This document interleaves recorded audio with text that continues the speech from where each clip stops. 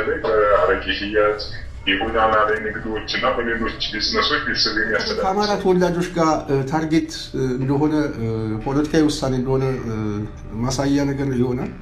እንግዲህ በዋናነት እንግዲህ እንደምታውቀው ህገወጥ ስራ ከተባለ ጫት ቤቶች አልተነኩም፣ ሽሻ ቤቶች አልተነኩም። ነገሩን የሚያባብስ እንጂ የሚቀንስ ነገር አይደለም። አሁን እየተደረገ ያለው ሰውን የበለጠ የሚያስቆጣ የሚያናድድና ወደ አመፅና ወደ ሌሎች ተግባራት የሚያስገቡ እርምጃዎች ናቸው እየተወሰዱ ያሉት። በተለይ በከተማ ውስጥ የሚኖረው ህዝቡም በከፍተኛ ደረጃ ከኑሮ ውድነት ጋር በተያያዘ የዳቦ ጥያቄ በቅርቡ የሐኪሞችም የጠየቁትን ማስታወስ ይቻላል። መምህራንም በተመሳሳይ ተቃውሞ እያደረጉ ነው በተለያየ ክልሎች። በአጠቃላይ አዲስ አበባ ላይ ህዝባዊ ቁጣ የመነሳት እድሉ ሰፊ ነው በአንተ ግምገማ? 100% አይቀሬ ነው። በጣም በቅርብ ሳምንታት ውስጥ የሚታይ ከባድ ህዝባዊ ቁጣ ገንፍሎ እንደሚወጣ ምንም ጥርጥር የለም። ነው ግን ኢትዮጵያ ውስጥ እየተካሄደ ያለው እኔ በጣም ነው የሚገርመኝ። እኔ አንዳንዴ አረ በእግዚአብሔር አረ ይቲድን እንኖር እንዴ ማን ነው እስኪ እንደኔ የቸገረው ካለ እንደዚህ ግራ የገባው በመድኃኒዓለም። ሰላም ተነስተልን ውድ የጽናት ሚዲያ ቤተሰቦች፣ በየጊዜው ለምናቀርባቸው ፈጣን መረጃዎች ወደ እርሶ እንዲደርስ የደወል ምልክቱን በመንካት ጽናት ሚዲያ ሰብስክራይብ ማድረግዎን አይዘንጉ። ፕሮግራማችን ወደ ሌሎች እንዲደርስ ላይክ ሼር በማድረግ የበኩሉን አጋርነት አይለይ እንላለን። እስከ መጨረሻው ሲቆዩ በርካታ ሀገራዊና ወቅታዊ ዓለም አቀፍ ዜናዎች ይደርሱታል። ጽናት ሚዲያ። ሰላም ጤና ይስጥልኝ አድማጭ ተመልካቾቻችን፣ የጽናት ሚዲያ ቤተሰቦች እንደምን ቆያችሁ? እንደምን አረፈዳችሁ? እንግዲህ ጽናት ሚዲያ ፕሮግራማችን ጀምረናል። ተቋርጦ የነበረው ለተወሰነ ጊዜ እንግዲህ በተከታታይ ከረፍት በኋላ ደግሞ እንመጣለን። ሁሉ ጊዜ ወደ እናንተ የምናደርሳቸው የተለያዩ ሀሳብ አስተያየቶቻችን እንደዚሁም መረጃዎች የምናሰማበት ጊዜ ጀምረናል። የጽናት ሚዲያ ቤተሰቦች ሁሉ ጊዜም እየተከታተላችሁ የምታዳምጡ ሀሳብ አስተያየት የምትሰጡ ከልብ እናመሰግናለን። ሁሉ ጊዜም ሀሳባችሁን ስጡ፣ ጽናትን ተከታተሉ፣ ጽናትን ደግፉ እንላለን። ጽናትን መስማት የህዝቡን ችግሮች የየለት መረጃዎችን መከታተል ስለሆነ ይሄ ፕሮግራም እንዳያመልጣችሁ ደግሞ ጽናትን ሰብስክራይብ በማድረግ ላይክ በማድረግ ሌሎችም እንዲዳረስ የበኩላችሁ ሚና እንድትወጡ ሁሉ ጊዜ በአክብሮት እንጠይቃለን። የዛሬ የጽናት ሚዲያ ቤተሰቦች ፕሮግራማችን የአዲስ አበባ ከተማ አስተዳደር የወሰነው አንድ ውሳኔ አለ። ይሄ ውሳኔ እንድምታዎቹ ምንድን ናቸው? አሁንስ ምን እየተፈጸመ ነው? በውጤት ደረጃስ የሚያገኘው ፋይዳ ምንድን ነው የሚለውን ማየት እንፈልጋለን። የአዳነች አቤቤ የከተማ አስተዳደር በዋናነት ያው የኦህዴድ የአዲስ አበባው የተለኛ መንግስት ማለት በሚቻልበት ሁኔታ በጣም የሚያስገርም ውሳኔ አሳልፏል። ይሄ ከውሳኔ በፊት ግን ቀደም ሲል የተለያዩ እንቅስቃሴዎች እንደነበሩ ጽናት ሚዲያም በተለያዩ መረጃዎች ስናቀርብ ነበር። ውሳኔው ምንድን ነው? ውሳኔው በአዲስ አበባ ከተማ ውስጥ የሚገኙ አረቄ ቤቶች የጸጥታና ደህንነት አደጋዎች ናቸው የሚል ግምገማ ይዘዋል። ስለዚህ በከተማ ውስጥ ያሉ አረቄ ቤቶች እንዲዘጉ የሚል ነው። በከተማ ውስጥ ያለ የአረቄ ቤት ወይም ደግሞ እንደዚህ አይነት ንግድ ላይ የተሰማሩ ሰዎች ምን አይነት ሰዎች ናቸው የሚለውን ደግሞ ስናይ በጣም በዝቅተኛ ደረጃ ያለ የማህበረሰብ ክፍል ምናልባትም ራሱን ለመሸፈን አሁን ካለበት ከፍተኛ የሆነ የኑሮ ውድነት አጠቃላይ ቀውስ ሰው ቤት ተከራይቶ እንኳን መኖር አይችልም። ስለዚህ ሰው የግድ ራሱን ለማዳን በሚያደርግበት የስራ እድል ፈጠራ እንደዚህ አይነት ነገር በጣም በትናንሽ ካፒታል ስራ ሊጀምሩ ይችላሉ። ዋናው ጥያቄ አረቄ ቤቶችን መዝጋት ነው ወይንስ ሰው ወደዛ አካባቢ ትኩረቱን ያደርግ የመንግስት የፖሊሲ አቅጣጫ ምን መሆን አለበት? የከተማ አስተዳደሩ ብያን የሚሰጥበት የአረቄ ቤቶችን መዝጋት አለብን ብለው ከመወሰናቸው ግን በፊት የተለያዩ እንደዚህ አይነት ስራ የሚሰሩ ሰዎች በተለይ ቦሌ ቡልቡላ አካባቢ፣ ገርጂ አካባቢ፣ ሾላ አካባቢ አሁን ሸገር ከተማ ብለው እዛው አዲስ አበባ ውስጥ ያጠሯት አካባቢ ላይ ሰዎችን እያፈናቀሉ እንደሆነ ሰምተናል። ይሄንን በጽናት ሚዲያም ገልጽ ነው። በተለይ ከዚህ ስራ ጋር በተያያዘ የሚሰሩ ሰዎችን ከአካባቢያችን ልቀቁ ነው ያሏቸው። ቃል በቃል እንደዛ ነው ያሏቸው። አስፈላጊ ከሆነ በድምጽ ሪከርድ አድርገን ማምጣት ይቻላል። ስለዚህ እኛ በደረሰ መረጃ ይሄ አካባቢ ለቃችሁ ውጡ፣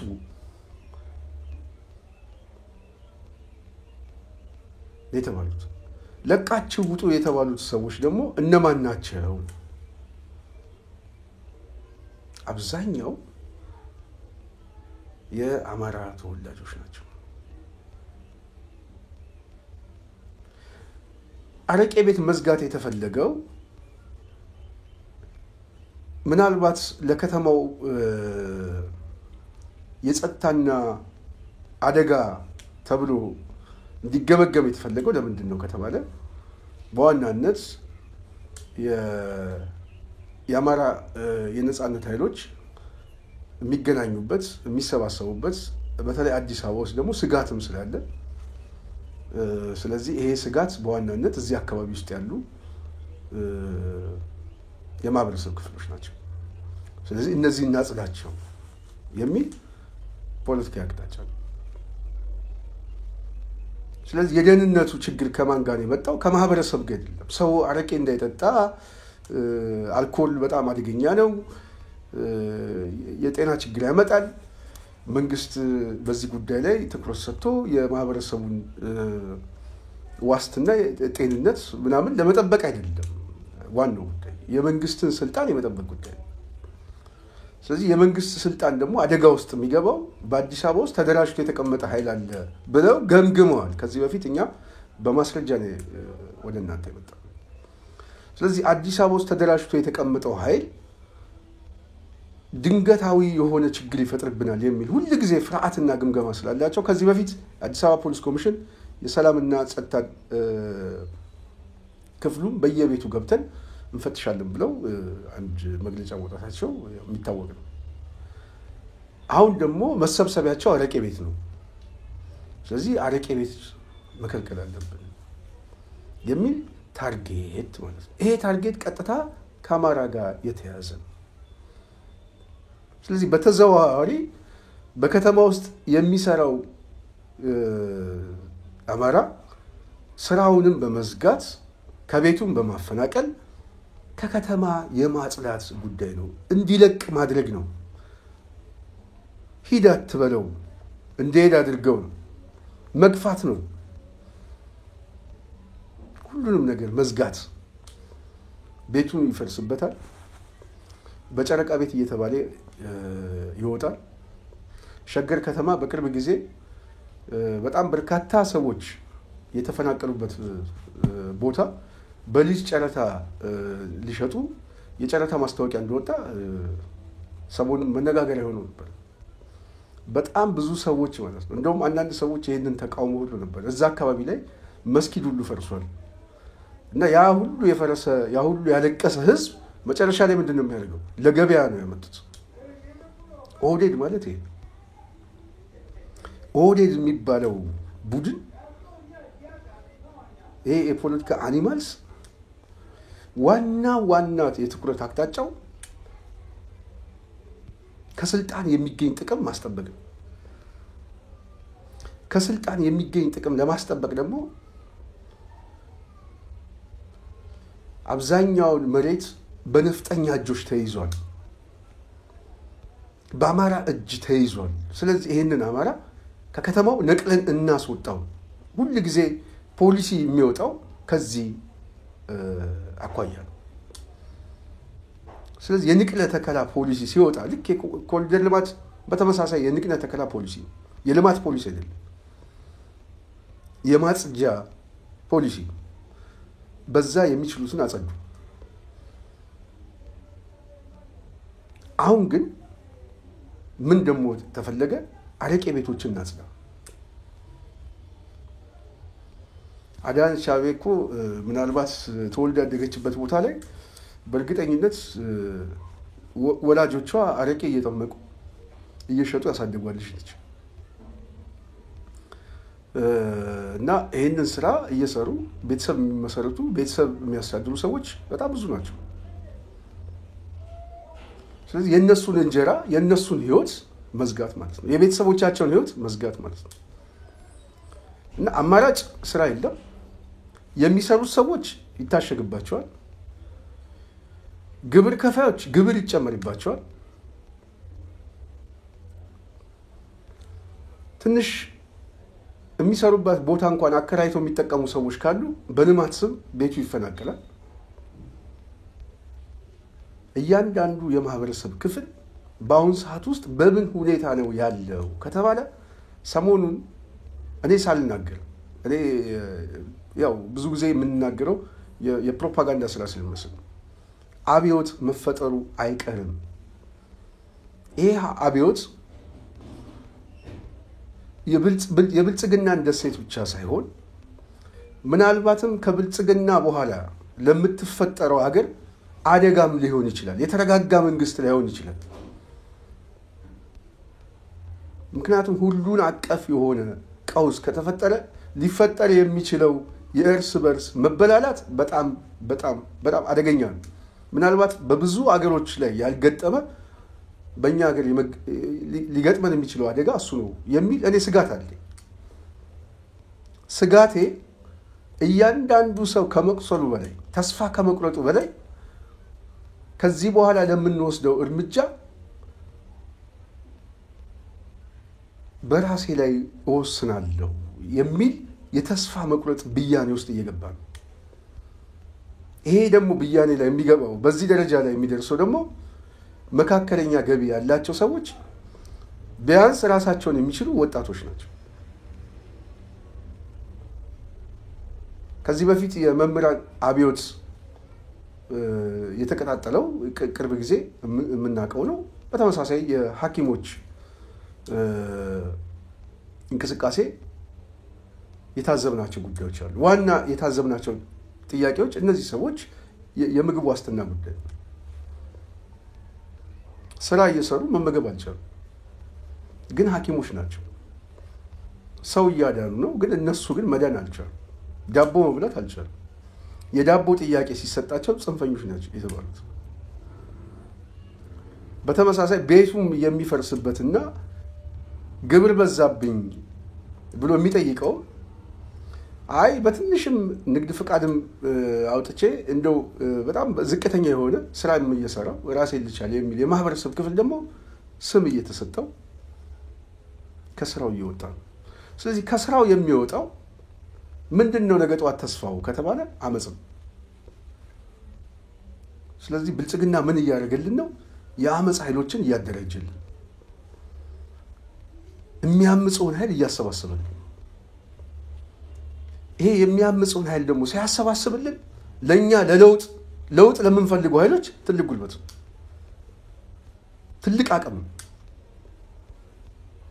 ምክንያቱም እኛ ከዚህ በኋላ የፕሮፓጋንዳ ስራ መስራት ያስፈልጋል የቅስቀሳ ስራ መስራት ያስፈልጋል ተቀስቅሶ አልቋል ለራሱ ብልጽግና ቀስቅሶት በተግባር አልቋል የሚቀረው እንዴት ነው ሂሳብ የሚያወራርደው በምን አይነት አደረጃጀት ሊመጣበት ይችላል ይሄ የተቆጣ የማህበረሰብ ክፍል ምን አይነት ለውጥ ሊያመጣ ይችላል ለውጡስ የተረጋጋ ለውጥ እንዲሆን ምን አይነት ስራ መሰራት አለበት በዚህ ጉዳይ ላይ የሊቃን ድርሻ ምንድነው ወደ ከፋ ቀውስ ውስጥ እንዳንገባ በዝቅተኛ ኪሳራ በዝቅተኛ ዋጋ የማይቀረው ለውጥ እንዴት አድርገን እንቀበለው የሚል ጉዳይ ነው እንጂ የለውጥ ጉዳይ ላይ አብቅቷል ለኔ አብቅቷል እንዳበቃ ማሳያው ሁለት ሰዎች የተናገሩትን እንስማቸው እያዋዙ ብሶታቸውን የሚናገሩ ሰዎች እናያቸው ተመልሰን እንመጣለን እኔ ዶክተር አብይ አህመድ እውነት በጨዋ ደንብ በህይወት ያለው አይመስለኝም ካሉ ጠይቁልኝ ፕሊዝ አላህ በሉን ለምን እንደዚህ እንደምን ልንገራችሁ ወጣቱ ስራ የሆነ ነገር ካክስቱም ካጎቱም ካያቱም ምናምን ካለው ከሌለው አቅሙ ተጋግጦ የሆነ ነገር ይከፍታል ከዛ ግብር ሌላ ታሪክ እኔማ የአፍሪካ አህጉርም ነው መሰለኝ እንዳጠቃላይ ምን ከፍለው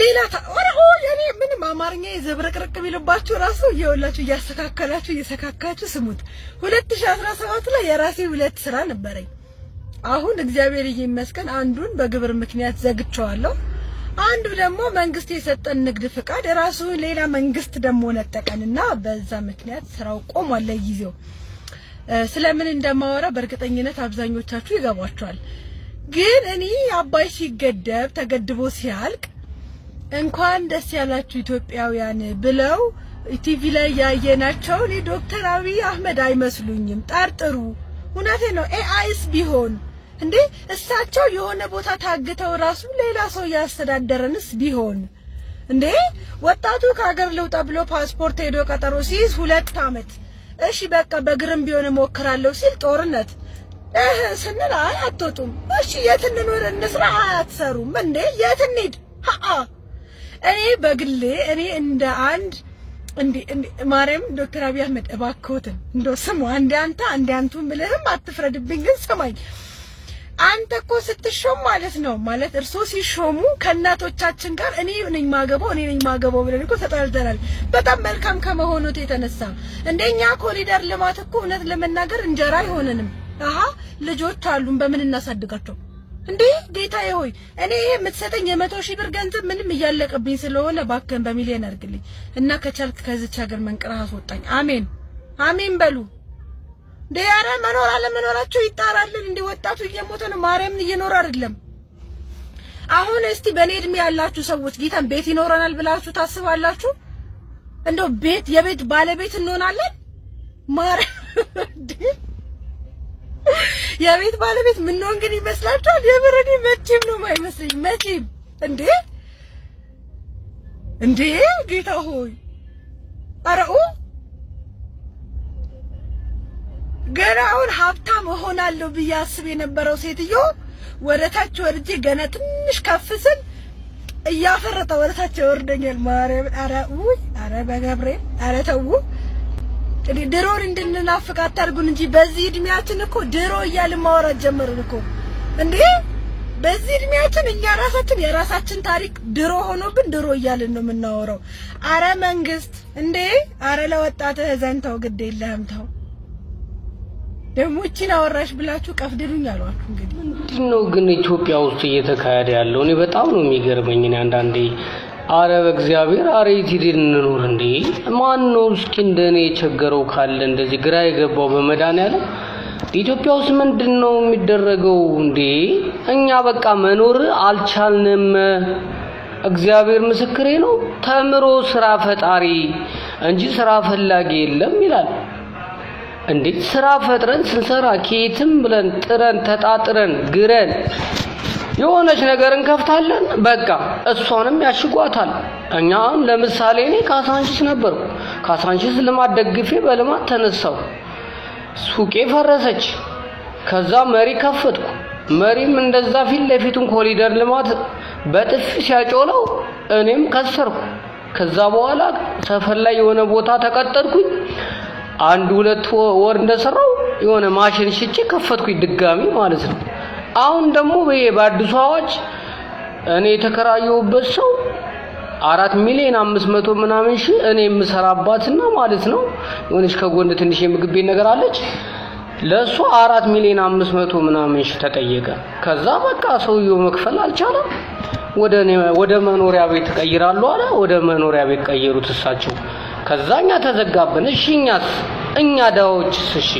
ምንና እኛ ምን ሰርተን ለልጆቻችን እኛን ዳቦ ይዘን እንግባ እንዴ ለምሳሌ ነው 5 ቤተሰብ ነው ማስተዳድረው 5 ቤተሰብን መበተን አለብኝ ማለት ነው እንዴ አረ በእግዚአብሔር እንዴ እሺ የት ሄደን እንስራ ሰማይ ላይ እንስራ በእግዚአብሔር እሺ ሰውስ እሺ አረ ፈጣሪ ይቅርበለ በመዳን ያለም እውነት እግዚአብሔር አምላክ እንዴት በፈጠርከው ፍጠራ ትጨክንብናለህ አረ እግዚአብሔር ይቅርበለን እኔ በራሴ ይቅርበለኝ አረ በእግዚአብሔርን ያልቻልኩም አሁንስ እንዴ የኢትዮጵያን ህዝብ አሬ ይቅር በለው በመድኃኒዓለም እንዴ መብትን ስትናገር ወደ ፖለቲካ ዙሩታል እኔ መብቴን ነው እኔ ዲፕሊያም ነው ፖለቲካል ማለት እኔ መብቴን ነው እኔ ምን ልውነ እንዴ ምን ሰርቼ እሺ ልኖር እንዴ አረ በእግዚአብሔር እንደኔ ጨነቀው ካለ እስኪ የሆነ ነገር እንዴ እሪ በሉ እንዴ ፈጣሪ ኢትዮጵያን ህዝብ ይቅር ይበለው እንደሰማችሁት ነው የጽናት ሚዲያ ቤተሰቦች ስለዚህ ይሄ የወጣቱ ተስፋ መቁረጥ አንዱ ማሳያ ነው ስለዚህ ተስፋ የቆረጠ ወጣት ምንድነው የሚሆነው ለውጥ ይፈልጋል ይሄ ለውጥ በሌሎች ሀገሮች ላይ እየተከታተለ ነው በቅርብ ጊዜ ማዳጋስካር ላይ የታየው ለውጥ ፈላጊው ኃይል ስለተቆጨ ነው የወጣቱ አብዮት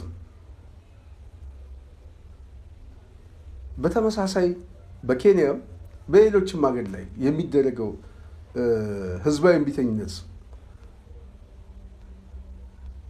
ህዝባዊ ቁጣዎች ከብሶት የመጣ የወጣቱ የተስፋ መቁረጥ ጉዳይ ነው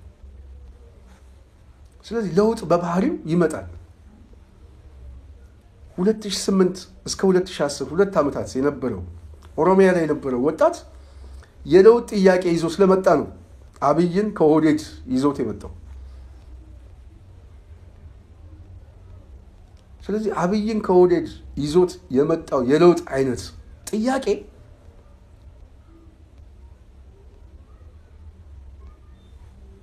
በተመሳሳይ በአዲስ አበባ በመላ ሀገሪቱ ላይ መቀጣጠሉ የማይቀር ጉዳይ ነው መፈንዳቱ የማይቀር ጉዳይ ነው ይሄንን አለመቀበል ምናልባት ያው የድንቁርና የፖለቲካ አስተሳሰብ ስለሆነ እሱ ማስረዳት በጣም ይከብዳል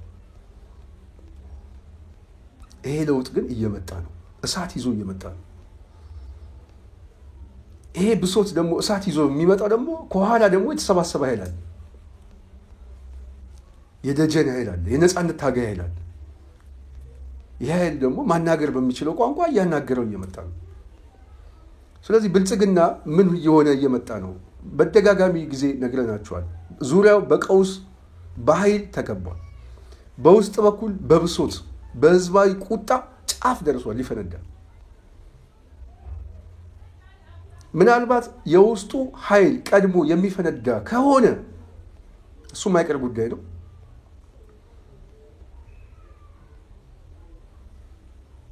አገሪቷ ምናልባት ማንንም ሰው ሊቆጣጠራት በማይችልበት ሁኔታ ውስጥ ትገባለች የትኛውም ሶስተኛ ወገን መጥቶ እንኳን ሊያረጋጋው በማይችልበት ሁኔታ የብልጽግና አቅም እንቶ የውስጡ ኃይል ተነሳ ማለት የውጭ ኃይል ሮጦ የሚገባበት እድል ብቻ ነው ያለው ምክንያቱም በአዲስ አበባ 30 ኪሎ ሜትር ላይ ነፃ ግዛት ነው ትላንትና ሸዋሮቢት ገብቶ ነው የወጡት የነፃነት ታጋዮች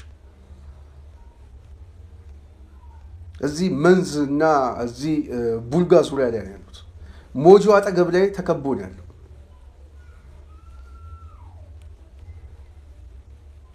ማይቀር ጉዳይ ሰሞኑን በተለይ ከአማራ ክልል ጋር በተያያዘ ኦኤምኤን የተለያየ ፕሮፓጋንዳ ስራ እየሰራ ነው በተለይ ከበዓለም ጋር አማማት ጋር በተያያዘ ያንን ካውንተር ለማድረግ ያው ምዕራብ ሸዋ አካባቢ ናኖ ላይ ሰዎች ሞቱ እንደዚህ ሞቱ ምናምን እያለ ቅስቀሳ እየቀሰቀሰ ነው የመረጃውን ትክክለኛትና የፈጠራ ወሬ እዛ ላይ ነው ድምዳሜ አልሰጥም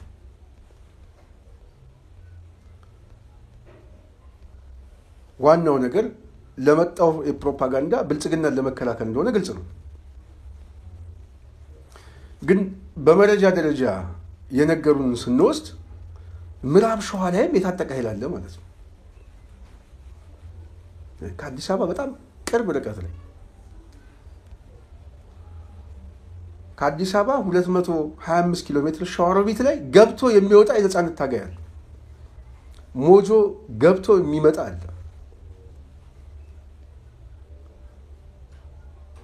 በዚህ ደረጃ የሚንቀሳቀስ ኃይል የውስጡ ህዝባዊ እምቢተኝነት የሚፈነዳ ከሆነ የብልጽግና ትልቁ ድንጋጤው ይሄ ነው ብልጽግና በውስጥ አቅሙ መቆጣጠር አይችልም በምንም አይነት መልኩ አይችልም ህዝቡ ደግሞ ከፍተኛ ብሶት ስላለበት ከዚህ በኋላ ጥይት ተተኩሶበት የሚሞት ህዝብ ወደ ቤቱ አይገባም። የበለጠ አደጋው የከፋ ነው የሚሆነው። የመልስ ምቱ የከፋ ነው የሚሆነው። ስለዚህ የጸጥታ መዋቅሩ ሊቆጣጠር አይችልም። ስለዚህ ከተማ ውስጥ ያለን ኃይል ቢነሳ ነው ማለት አንድ ክፍለ ከተማ ኃይል አንድ ህዝብ ቢነሳ የዛን ያህል ብልጽግና እሱን እንኳን ሊቆጣጠርበት የሚችል አቅም የለውም። በአዲስ አበባ 10ሩም ክፍለ ከተማ ላይ የተነሳ አብዮት በሰዓታት ውስጥ ብልጽግናን ወደ አመድነት ሊቀይረው ይችላል ነበረ ብለን ከዛ በኋላ ከሰዓት በኋላ እናወራ እንችላለን። የግማሽ ቀን ጉዳይ ነው። ጠዋት ያየናቸው የብልጽግና ካድሬዎች ከሰዓት በኋላ የማይኖሩበት በታሪክ እንደው ትንሽ የምናወራላቸው የሰዓታትና የሆነ የቀናት ጉዳይ ነው።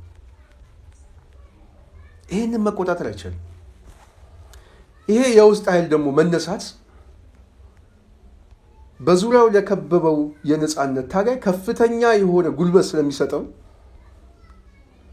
ወደ መሃል ሀገር ተስቦ የመግባት እድሉ በጣም ሰፊ ነው። ይሄ ደግሞ በሰራዊቱ ውስጥ ያለ ሁኔታ የመሃል ሀገሩ ህዝብ ሲነሳ ሰራዊቱ እዛው የመበተን እድሉ የመዋጥ እድሉ በጣም ሰፊ ነው። ነፃ ግዛቱ ነው ማለት ነው። ስለዚህ ብልጽግና ይሄንን መቆጣጠር አይቻልም። መቆጣጠር የማይችልበት ሁኔታው ሲገባ ሊፈጠር የሚችለው አደጋ ምንድነው ካልኳችሁ ቅድም ያልኳችሁ ነው።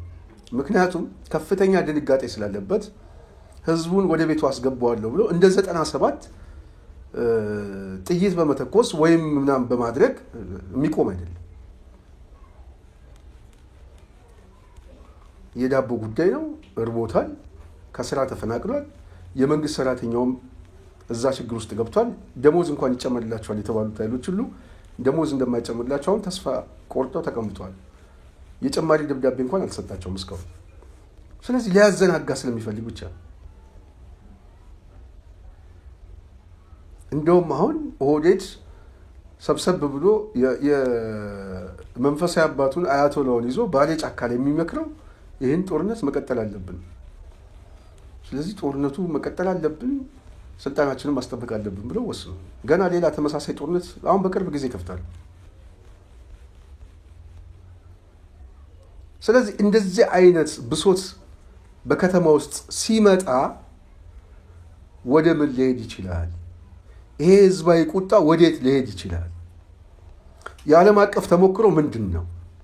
የኛ አገርስ ተሞክሮ ምንድነው? ከዚህ በፊት ህዝባዊ እምቢተኝነትስ ምን አይነት አደጋ አስከትሏል? እንዴት የአዲስ አበባ ወጣት ከጊንጮ ወጣት ያንሳል? እንዴት የአዲስ አበባ ወጣት ከአምቦ ልጅ ያንሳል? እንዴት የአዲስ አበባ ወጣት ከባሌ ልጅ ያንሳል? 2008 እኮ አይተናል። ያ ተሞክሮ ከተማው ላይ ሊመጣ ይችላል ብሎ ብልጽግና አልገመገመም። ለምን? አዲስ አበባ ውስጥ ያለ ህዝብ አይነሳም። አንደኛ ፈሪ ነው፣ ራስ ወዳድ ነው፣ አይተማመንም። ስለዚህ እኛ እንደፈለግን እንገዛዋለን የሚል አመለካከት አለ፣ መታበያ አለ፣ አቅም አለን፣ እናስተነፍሰዋለን፣ ሰብረነዋል ብለው ነው የሚያስቡት። እኛ ደግሞ የምንለው የሰበራችሁት የለም፣ ያደፈጠ ህዝብ ነው ያለው። ፈርቶ ቤቱ የተቀመጠ የለም፣ ታግሶ የተቀመጠ ነው። የናንተ የሞት ብልጽግና ተመችቶት ሳይሆን ዝም ያለው እድል ልስጣቸው እያለ ነው። አሁን ግን አበቃ እያለ ነው። አሁን ተስፋ ቆርጠናል፣ ወዴት እንደምንሄድ አናውቅም፣ ከዚህ በኋላ እኔ እንጃ ሞስ ነው እያለ ነው ወጣቱ የሚናገረው። ይሄን የሰማችሁት ይሄን የዚህ ወጣት አስተሳሰብ የብዙሃኑ ወጣት አስተሳሰብ፣ የዚህ ወጣት አስተሳሰብ ዛሬ የሐኪሞችም አስተሳሰብ ይሆን፣ የሐኪሞቹ አስተሳሰብ የቤተሰቦቻቸው አስተሳሰብ። ይሄ ደግሞ አገር አቀፍ የሆነ ክራይሲስ ነው፣ አገር አቀፍ የሆነ ተያያዥ መልክ አለው። እሱ ብቻ አገር አቀፍ ብቻ አይደለም ዓለም አቀፍም ተያያዥነት አለው ምክንያቱም አገር ቤት ውስጥ ያለው ነጸብራቅ በውጭም ያለው ቤተሰቡ ነው የአንድ ሳንቲም ሁለት ግልባጭ ስለዚህ ውጪ ያለውም የማህበረሰብ ክፍል ቢሆን ውስጥ ያለው የቤተሰቦቹ አደጋ የራሱ የህልውና አደጋ ስለዚህ አዲስ አበባ ውስጥ ሊመጣ የሚችለው አደጋ በጣም አደገኛ ስለሆነ ኦህዴድ ምን እያደረገ ነው ያለው ይሄንን እንከላከል ስለዚህ ይሄንን ለመከላከል የሚያደርጉት ሁለት ምክንያት ነው አንድ የአፈና አዋጅ ማውጣት ነው ህገወጥ በሆነ መልኩ ህጋዊ ነው በሚሉት መልኩ ሰዎችን ማፈን ማገት ማሰር ሽብር መፈጸም ሰውን ማስደንገጥ ከከተማው የሚንቀሳቀሰውም ታገተ እየተባለ ወይ ሞተ እየተባለ እንደዚህ አይነት የሽብር እንትን ውስጥ መክተት ዛሬ ሰው ከአዲስ አበባ ወጥቶ በባስ በሎንችን እንኳን መሄድ እንዳቆመ እየተሰማ ነው አውቶቡስ ሰራ መናኸሪያ አካባቢ ያላችሁ ሰዎች እንግዲህ ይሄንን መረጃ እዛው አካባቢ የሚመጣ በጣም ህዝቡ ይቀንሷል ከፍተኛ ቁጥር ያለው ተሳፋሪ አሁን ባየር ውድ ገንዘብ እየከፈለ እየተንቀሳቀሰ ነው ለምን አስተማማኝ አይደለም የጸጥታው ሁኔታ አስተማማኝ አይደለም ስለዚህ ብልጽግና በጸጥታ ጉዳይ ራሱ ህዝቡን በማሸበር ራሱ ስጋት ወደ መሆን እንደመጣ ማሳያ መንግስት የለም እኔን አይጠብቀኝም እንደውም የበለጠ አደጋ ነው ብሎ ሲያምን ዋስትና ሲያጣ ህዝብ ተስፋ ይቆርጣል አሁን ኢትዮጵያ ውስጥ የጸጥታና ደህንነት ጉዳይ ብቻ አይደለም አሳሳቢው ነው በልቶ የማደር ጥያቄ ራሱ የሰርቫይቫል ጉዳይ የሆነ ነው አሁን በመሞትና በመኖር መካከል የሚወሰን ውሳኔ ስለዚህ ብልጽግና ይሄንን ኃይል እያደራጀው ነው እየመጣው ምን እያደረገ እያስቆጣው አረቄ ቤቶቹን ሲያስነሳቸው እነዛ ሰዎች ዳቦአቸውም ጭምር ነው የሚነሳው ዳቦ የተነጠቀ ህዝብ ደግሞ ለአመጽ ቅርብ ነው ሰላም የጽናት ሚዲያ ቤተሰቦች እንደምናችሁ እንግዲህ በዚህ ጉዳይ ላይ በተለይ ከአዲስ አበባ አንድ እንግዳ ይዘን መጥተናል እስቲ ስለ ጉዳዩ እንዲነግረን ነው ዋናነት የፈለኩት አዲስ አበባ ላይ ከፍተኛ የሆነ ህዝባዊ ቁጣ ሊነሳ የሚመስል ከፍተኛ ድባቦች አሉ በተለይ ህዝቡ በከፍተኛ ደረጃ ከግብር ጋር በተያያዘ ዝቅተኛው ማህበረሰብ እንደውም ከስራ ገበታቸው እንዲፈናቀሉ በተለይ አዲስ አበባ ከተማ አስተዳደር በስፋት እየሰራ ነው እና ይሄንን አስመልክቶ የተለያዩ ህዝባዊ ብሶቶች ተቃውሞች በሶሻል ሚዲያም እየመጡ ነው በተለይ አረቄ ነጋዴ የተባሉት ሰዎችን እንግዲህ እነሱን ለማፈናቀል በዘመቻ መልክ ነው እየተንቀሳቀሱ ያሉት ይሄንን አስመልክቶ ከአዲስ አበባ አንድ እንግዳ አለን ሰላም ጤና ይስጥልን ሰላም ስንታየው እንደምን አለን ምንድነው አዲስ አበባ ላይ በከፍተኛ ደረጃ ህዝባዊ ቁጣ የሚመስል ነገር እየተነሳ ነውና ህዝቡ ብሶት ውስጥ እየገባ ነው እየተሰማ ያለው በተለይ አዲስ አበባ ከተማ አስተዳደር በዝቅተኛ ደረጃ ላይ ያሉትን ነጋዴዎች ሁሉ ቤታቸውን ከማፍረስ ጀምሮ ከስራ ገበታቸው ያፈናቀለም እንደሆነ እየተሰማ ነው በተለይ አሁን አረቄ የሚሸጡትን ሰዎች እናፈናቀላለን በሚል ያው ታርጌት የተደረገው በተለይ አማራ ተወላጅ እንደሆነ ይታወቃል ምንድነው ህዝብ ውስጥ ያለው ስሜት ስላለው ጉዳይ ላይ ትንሽ ነገር እስቲ ትነግረን ወላሂ ነው ሰምተህ በአጠቃላይ ዝቅተኛ ገቢ ያለው ማህበረሰብ የማያሰራ እንቅስቃሴ ነው በስፋት እየተደረገ ያለው በተለይ በአረቄ ሽያጭ የጎዳና ላይ ንግዶችና በሌሎች ቢዝነሶች ቤተሰብ የሚያስተዳድሩ ሰዎችን የማሳደግ ከገበያ የማስወጣት ስራ ነው እየተሰራ ያለው በዋናነት ትኩረት ያደረገው ማን ላይ ነው በተለይ ይታወቃል የከተማ አስተዳደሩ አረቄ ነጋዴዎች ይሄንን ሰርቶ ቤተሰብ የሚያስተዳድሩ ናቸው በቤት ኪራይ የሚኖሩ ናቸው ታርጌት የተደረገበት ግን በዋናው ከሰላምና ደህንነት አኳያ በሚል ነው ስለዚህ በተለይ ከአማራ ተወላጆች ጋር ታርጌት እንደሆነ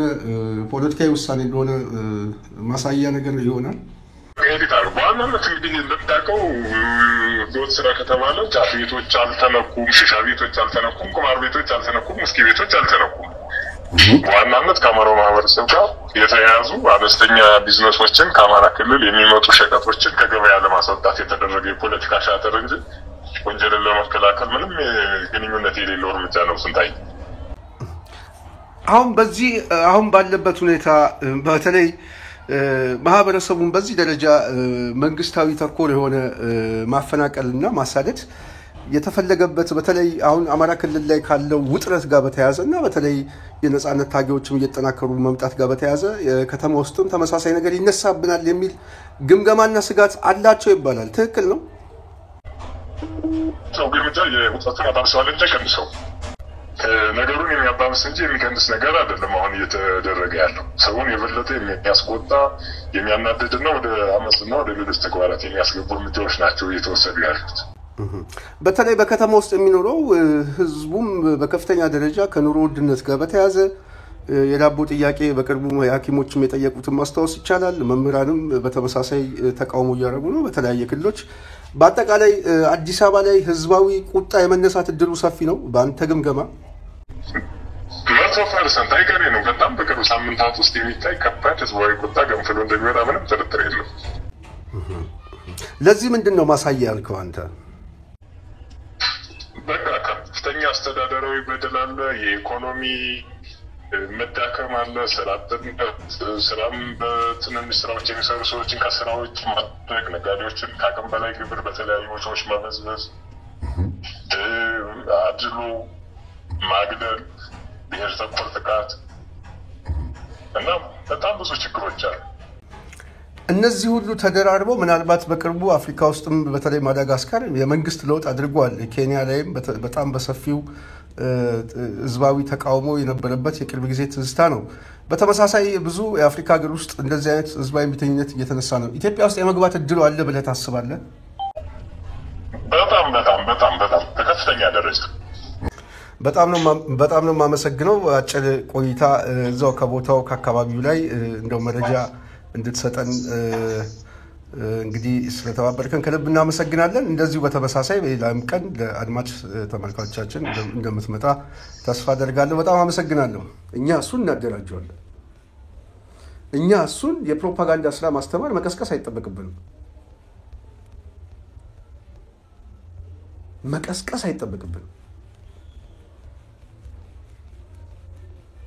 ስለዚህ ወደዛ እየገባ እንደሆነ ግልጽ ነው።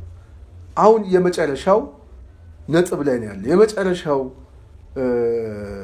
ደረጃ ላይ የደረሰ ይመስለኛል። በተለይ አዲስ አበባ ውስጥ ያለ ህዝባዊ ቁጣ ፖለቲካዊ ኢሹ እሱ በጣም አደገኛ ነው። አሁን እንደ ማህበረሰብ ራሱ አሁን በልቶ የማደር ጥያቄያችን በጥያቄ ምልክት የገባ ነው የብዙሃኑ ህዝብ። ስለዚህ ለዚህ ጉዳይ ህዝቡ የማመጽ እድሉ በጣም ሰፊ።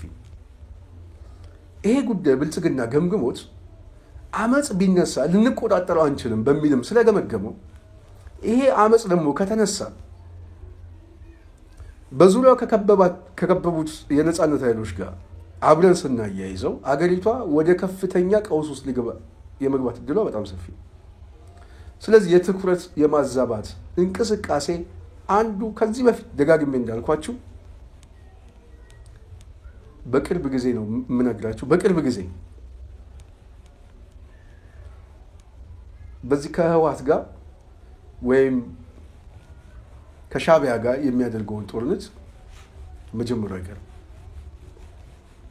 ይሄ በቅርብ ጊዜ ለዚህ ጥሩ ማሳያ የምነግራችሁ ምርጫ ቦርድ ከተለያዩ የፖለቲካ ፓርቲዎች ጋር እያደረገ ያለውን ውይይት ምርጫ ለማስረዘም ሁሉ ፍላጎት አለ የሚል የፕሮፓጋንዳ ስራ እየሰሩ ነው። ይሄ ግብአት ነው። የባሌው ኮንፈረንስ ግብአት ነው። ብልጽግና ውስጥ እየተፈጠረበት ያለው መደናገጥና መከፋፈል ትልቅ ግብአት ነው። ስለዚህ እነዚህን ሁሉ ለማስቀየስ አብይ ወደዛ የመግባት እድሉ ሰፊ ቢሆንም እሱም ይዞት የሚመጣው ጣጣ በጣም ከባድ ነው። ስለዚህ አገሪቷ ወዴት እየሄደች ነው? ወደ መፈራረስ አደጋ ውስጥ እየገባች ነው። ወደ ከፍተኛ ማንወጣበት የእርስ በርስ ቀውስ ውስጥ እየገባች ነው። ይሄንን ሊያረጋጋ የሚችል ኃይል በፍጥነት ተሰባስቦ በአገሪቷ ፖለቲካ ላይ ብያን የሚሰጥበት ጊዜ ላይ ነው። በተለይ ደግሞ የነጻነት ኃይል ታጥቆ የሚታገሉ ኃይል በተለይ የአማራው ኃይል ከየትኛውም ጊዜ በላይ አሁን እጁ ላይ ትልቅ የሆነ እድሎች አሉ። ህዝባዊ ቁጣዎች አሉ፣ ህዝባዊ ብሶቶች አሉ። እነዚህ ብሶቶች ለውጥ ይፈልጋሉ፣ ተስፋ ይፈልጋሉ። ስለዚህ በተለይ አማራው አካባቢ ላይ የተሰባሰበ የኃይል ሚዛኑን የሚያስጠብቅ የፖለቲካ ትርክቶችን እየፈጠረ ከመጣ በእርግጠኝነት የምናገረው የመሃል ሀገር አብዮትን ያስነሳዋል። የአማራው አንድነት የአማራው ህብረት ባለፈው ጊዜ ጎንደር አካባቢ ላይ የታየው እንደዚህ አይነት ፖለቲካዊ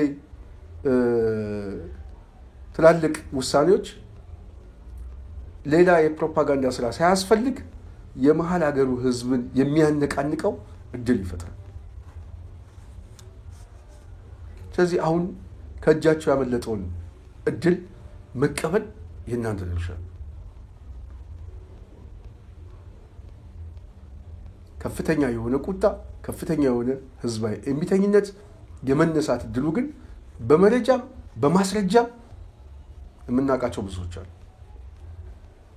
ለዛ ነው አዳነች አበቤ በርዕሳችን ቅድም እንዳልነው የአረቄ ቤቶችን እንዘጋለን የሚል ካምፔን የተያዘው ከአማራው እንቅስቃሴ ጋር በተያያዘ ፍርሃት ስላላቸው ነው።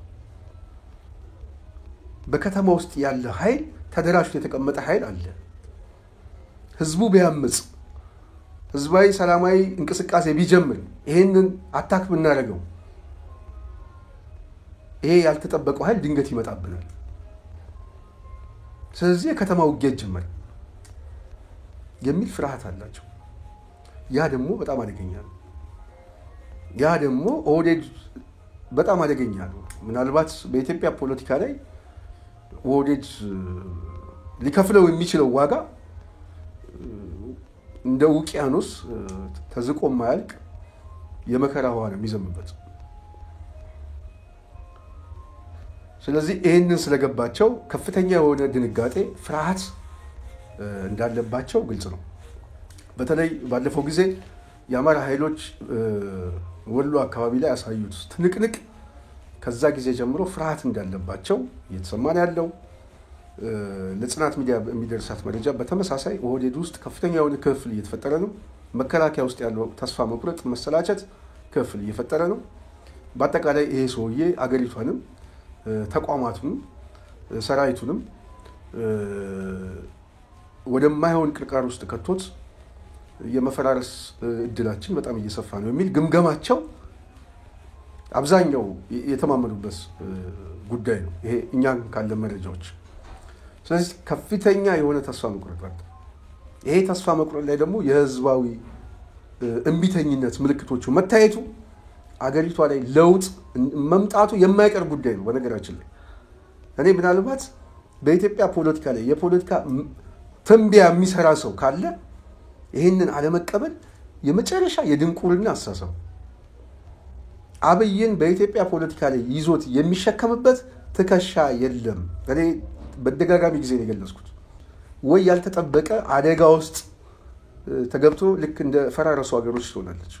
አብይ ከዚህ በኋላ በስልጣን የሚቀጥልበት እድሜ በኢትዮጵያ ፖለቲካ ላይ የለም፣ የተዘጋ ነው። ማንን ነው የሚያሳድረው? አማራ ክልል ነው? ትግራይ ነው? የት ነው? ኦሮሚያ ክልልም በከፊል የሚታይ ነው። አዲስ አበባ ላይ ተቀምጦ ማዕከላዊ መንግስቱ መሰየም አይቻልም፣ አብቅቷል። ይህንን ማቀበል የማይችል ሰው ያሳዝናል። ይህንን ግን አይዟችሁ እያሉ ሲያጽናኗቸው ምን እንደሆነ ይገባናል። ምክንያቱም በብልጽግና ውስጥ የተሰባሰበ አብዛኛው የድንቁርና አስተሳሰብ ምንም ከእጅ ወደ አፍ የሚኖር በተሰጠው ልክ የሚያስብ። ስለዚህ ነገን አያስብ። ምንድን ነው ወደፊት እየመጣብን ያለው? ከዚህ ሰው የውድቀትስ በኋላ የሚያስከትለው አደጋ ምንድን ነው? ይሄ ሁሉ ሰው ሞቶ ይሄ ሁሉ ሰው አደጋ ውስጥ ገብቶ እንደ ሀገር ከፍተኛ የሆነ ክራይሲስ ውስጥ በኢትዮጵያ ፖለቲካ ላይ ተሰምቶ እኮ አይታወቅም። ታይቶ ተሰምቶ የማይታወቅ የታሪክ መዝገብ ቢገለጥ በዚህ አጭር ዓመት ውስጥ ይሄን ሁሉ ህዝብ የረገፈበት የተፈናቀለበት በአገሩ ላይ ተስፋ የቆረጠበት አገሩን እስኪጠላ የተሰደደበት እንደዚህ አይነት ታሪክ ተሰምቶ አይታወቅም። ይሄ ውጤቱ ምንድነው? ይሄ ውጤት ይዞ የሚቀጥል ማህበረሰብ አለ እና ይሄንን የሚቀበሉ ሰዎች ምን እንደሆኑ ግልጽ ናቸው። ስለዚህ እነሱን በማረጋጋት ተስፋ በመስጠት 1 ሳምንትና 15 ቀን 1 ዓመት መቆየት ይቻላል። 5 ዓመት ከዚህ በኋላ መቆየት አብይ ግን አይችልም። 1 ዓመት መቆየት አይችልም። በኃይል እንኳን አስቀጥለዋለሁ ቢል ያልታሰበ ኃይል ይመጣል። እንደውም ከፍተኛ የሆነ ስብስብ ነው እየተፈጠረ ያለው። ስለዚህ በኢትዮጵያ ፖለቲካ ላይ አሁን የምናየው ከሆነ የኃይል አስተላለፉም እየተቀየረ ነው። በተለይ በነፍጥ እየታገሉ ያሉ ኃይሎች ራሳቸው የተለያየ መሳሳቦች እየተፈጠሩ ነው። የተለያየ አስተላለፎች እየተፈጠሩ ነው። ስለዚህ ይሄ ራሱ አደጋ ነው። በውስጥ በኩል አኩርፎ የተቀመጠው ኃይል አደጋ ነው። የማህበረሰቡ ለውጥ ፈላጊነት ላገዛዙ አደጋ ነው። በቢሮክራሲው እየተማረረ በዚህ በመንግስት አስተዳደር ውስጥ ከፍተኛ በሙስና በምናምን ነገር ሰማይ የደረሰ 3 4 5 ቤት ያለው ትላልቅ ህንጻ አከራይቶ እኮ የሚቀመጥ የቀበሌ ሊቀመንበር አለ። እኔ እንኳን የማውቀው ሰው አለ። ትልቅ ህንጻ ያለው ግን አሁንም የክፍለ ከተማ ምናምን ሰራተኛ ሆኖ የሚንቀሳቀስ ነው። ሌባ ነው። ምን ህንጻውን እኮ የሚሰራው ከዛ በሚያገኘው ሌብነት ነው። ስለዚህ እንደዚህ አይነት የብልጽግና ሰዎች በምንም አይነት መልኩ ምላሳቸውን የሚቆርጠው የማህበረሰብ ክፍል እንደሚመጣ ግልጽ ነው። እኔ መሽ ነው ህዝቡ መቀስ ይዞ የሚወጣው ነው እሱ ነው እንጂ እኮ ህዝቡ መውጣቱማ የማይቀር ጉዳይ ነው። እና ይሄንን አለመቀበል ያው ለነዚህ ኃይሎች ማስረዳት በጣም የሚከብዳል። ለሚቀበሉና ምናልባትም ይሄንን ተስፋ ለሚያደርጉ ሰዎች ግን በእርግጠኝነት ለውጥ ሊያመጡ እንደሚችሉ ለመናገር ስለምፈልግ ነው እኔ እንደዚህ አይነት ፕሮግራም ሰራው ማለት። ስለዚህ በተለይ የነጻነት ታጋዮች መሰባሰብ አለባቸው። በአዲስ አበባ ውስጥ የጽናት ሚዲያ ቤተሰብ እንደዚህ አይነት ህዝባዊ እምቢተኝነት ይነሳል በሚል ብልጽግና በከፍተኛ ደረጃ ተረብሾ የኦሮሚያ ላይ ያለ የሌለ ኃይል ወደ ከተማው በማስገባት ሸገር ከተማ በሚባል የአዲስ አበባ ከተማ ላይ በአንድ አካባቢ ላይ እንዳፈሰሰ እየተሰማን ያለው ከፍተኛ የሆነ ወጣት የሲቪል እና የደህንነት ስራ ለመስራት ጥረት እያደረገን ያለው ይሄ በአፈና ለመቆጣጠር የተፈለገ ነው። አንዳንዱን አብዛኛው በተለይ በራይድ ውስጥ እንዲሰሩ በማድረግ በአጠቃላይ የከተማ ውስጥ ያለውን እንቅስቃሴ በደህንነትና በአፈና እንቆጣጠረዋለን የሚል ዘመቻ አለ። አዲስ አበባ ላይ በጣም የፍርሃት ጉዳይ ስላላቸው ማለት ነው። ስለዚህ እያንዳንዱ ማህበረሰብ ከሚያውቀው ከየአካባቢው ጋር እየተሰባሰበ እየተነጋገረ መጪውን ጊዜ የሚበየንበት ጊዜ ስለሆነ እየተዘጋጀ መጠበቅ አለበት ብለን እናስባለን ከሚያውቀው ሰው ጋር። ምክንያቱም ኦህዴድ በአብዛኛው ያሰማረው ኃይል ስላለ ከማያውቀው ጋር ምንም አይነት ነገር ውስጥ ሳይገባ በሚተዋወቁ ኃይሎች እየተሰባሰበ በየአካባቢው በመቀመጥ ምናልባት በአጭር ጊዜ ውስጥ ትላልቅ ለውጦች ትላልቅ አብዮቶች የመዋለድ እድላቸው በጣም ሰፊ ነው ብለን እናስባለን። ብልጽግና በየአካባቢው ላይ ቤታቸውን በማፍረስ ንግድ ቤታቸውን በመቀማት ከየአካባቢው ከመሬታቸው በመንቀል ያፈናቀላቸው ሰዎች ሁሉ መረጃቸውን እያዙ መቀመጥ አለባቸው። በተለይ ሁሉ ጊዜ የምንናገረው ቤታቸው የፈረሰባቸው በሸገር ከተማ በተለያየ ቦታ ላይ ከገበሬ ማህበር የገዛችሁበት ዋነኛ ማስረጃችሁን እያዛችሁ መቀመጥ አለባችሁ። ምክንያቱም የሚቀጥለው መንግስት ሲመጣ ይሄ ቦታችሁ ይመለሳል ወይ ካሳ ይከፍላል የማይቀር ጉዳይ ስለሆነ ማለት ነው። ስለዚህ ወይ በካሳ ወይም ደግሞ ቦታው በተመላሽ የሚሰጥ ስለሆነ ተስፋ መቁረጥ አያስፈልግም። የሚመጣ መንግስት አለ። የሚመጣው መንግስት ደግሞ ይበይነዋል። በወሰደው መሬት ላይ ይበይነዋል፣ በዘራፊው ላይ ይበይነዋል፣ በገዳዩ ላይ ይበይንበታል። ስለዚህ እያንዳንዱ ሰው ለነገ ጠዋት ለውጥ መሰለፍ አለበት። የሚሰለፈው የተቀማው ስለሚመለስለት ነው። ስለዚህ በተለይ ማስረጃችሁን እያዛችሁ መቀመጥ ያስፈልጋል ብዬ አስባለሁ። ይሄ ሁሉ ጊዜ የምንናገረው እኛ አዲስ አበባ ላይ በምናደርገው ትግል ላይ ስንናገር የነበረው የአዲስ አበባ አካባቢ ያለ ማህበረሰብ ምንም አይነት ተስፋ መቁረጥ የለበትም። በኮሪደር ቤቱ የፈረሰ ከኮንዶሚኒየም የተባረረ ሸገር ከተማ ምን እየተባለ ከቦሌ ቡልቡላ የጨረቃ ቤት እየተባለ አጠቃላይ የወጣ ሁሉ ይህንን ማስረጃዎችን እየያዘ ይቀመጥ። ነገ ይበይናል፣ ካሳ ይሰጥበታል። ለዛ ግን ያስፈልጋል፣ ትግል ያስፈልገዋል። ወጣችሁ ታገሉ፣ ለውጥ አምጡ። ከለውጡ በኋላ ግን የእናንተን ድርሻ ማንም ሰው ሊወስዱ አይችልም ለማለት ነው። የጽናት ሚዲያ ቤተሰቦች ዛሬ ስላዳመጣችሁን ጥሩ ይመስለኛል። ጥሩ ውይይት ነው፣ ወቅታዊም ውይይት ነው። እየመጣ ያለው አብዮት ከባድ ስለሆነ በዚህ ጉዳይ ላይ የማንቃት ስራ መስራት ስላለብን ነው። በሚቀጥለው ሌላ ሀሳብ እመጣለሁ። ስለነበረን ቆይታ ከልብ እያመሰገንኩ ጽናት ሚዲያን ላይክ፣ ሼር፣ ሰብስክራይብ ማድረጋችሁ እንዳትረሱ እያልኩ በድጋሚ ጠይቃለሁ። ሰላም።